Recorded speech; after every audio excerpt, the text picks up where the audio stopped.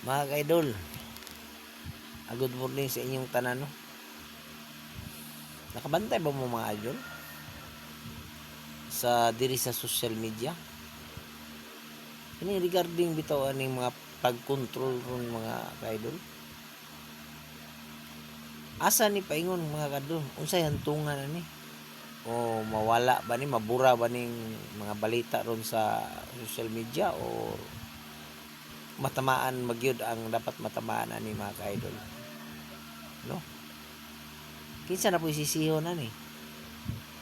Kung dili ang taas na pod, no, di ba? Ang katong nangagi, kung sa ikuan na to, hatol, dapat panugutin daw. No? Si Marcos dapat daw singilin. Ako pa nila no ganing garari no hindi makita nyo sa social media. Focus na lang sila.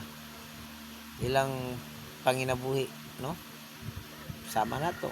Mag-focus sa panginabuhi.